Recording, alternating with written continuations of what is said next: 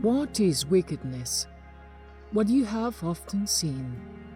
When you are in clangor of being choked, consider that the sight is nothing but what you have frequently seen already. Everywhere, up and down, ages and histories, towns and families are full of the same stories. There is nothing new to be met with, but all things are common and quickly over. Opinions, whether right or wrong, can never be pulled out of your head unless the impressions on which they rest are first removed.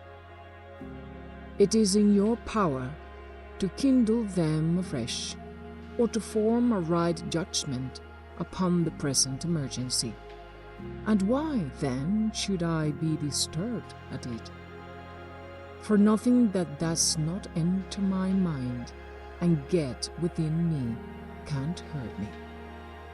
Hold to this, and you are safe. Come, I will tell you a way how you may live your time over again. Do but recollect and review what you have seen already, and the work is done. Is my intellect sufficient for this business or not? If it is, I will make use of my talent as given me by heaven for that purpose. If not, I will either let it alone and resign it to a better capacity, unless that be contrary to my duty, or else I will do what I can. I will give my advice and put the executing part into an abler hand, and thus the right moment and the general interest may be secured. I am always to aim at the advantage of the community. All parts of the universe are interwoven and tied together with a sacred bond, and no one thing is foreign or unrelated to another. This general connection gives unity and ornament to the world.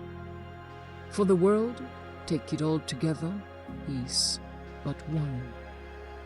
There is but one sort of matter to make it of, one God that pervades it, and one law to guide it, the common reason of all rational beings, and one truth. If, indeed, beings of the same kind and endued with the same reason have one and the same perfection. Everything material quickly disappears into the universal matter, and everything casual is quickly absorbed into the universal reason, and the memory of everything is quickly overwhelmed by time.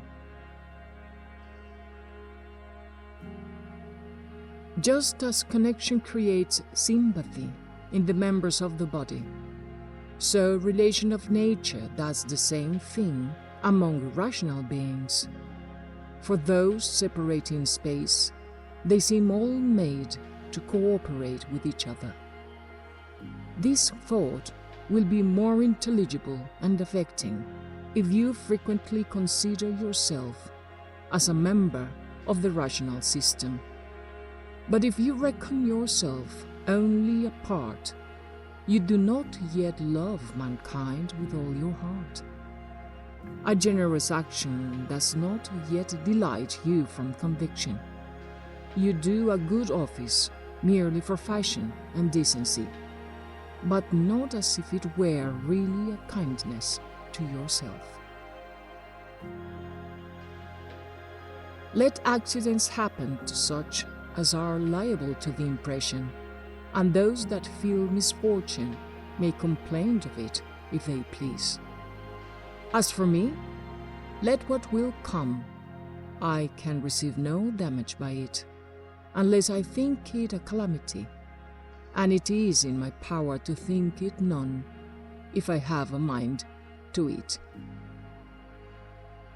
Let people's tongues and actions be what they will. My business is to be good, and make the same speech to myself that a piece of gold or an emerald or purple should. Let people talk and act as they please. I must be an emerald, and I must keep my color. Does the mind ever cause herself disturbance? Does she bring fears and passions upon herself? Let any other body try to frighten or trouble her if they can, for of her own conviction she will not turn to such impressions. And as for this small carcass, let it take care not to feel, and if it does, say so. But the soul, the seat of passion and pain, which forms an opinion on these things, need suffer nothing, unless she throws herself into these fancies and fears. For the mind is in her own nature self-sufficient, and must create her wants before she can feel them. This privilege makes her undisturbed and above restraint, unless she teases and puts fetters upon herself. Is anyone afraid of change? I would gladly know what can be done without it, and what is dearer and more suitable to the universal nature. Pray, must not your wood be transformed before your bath can be ready for you? Must not your meat be changed to make it fit to nourish you? Indeed, what part of life or convenience can go forward without alteration? Now, in all likelihood, a change in your condition may be as serviceable to the world in general as those alterations above mentioned are to you. When anyone misbehaves himself towards you, immediately bethink yourself what notions he has concerning advantage and disadvantage. When you have found out this, you will pity him, and neither be angry nor surprised at the matter. It may be upon inquiry you may find your opinions upon these points much the same, and then you ought to pardon him. But if your notions of good and evil are different, then you will more easily bear with his ignorance.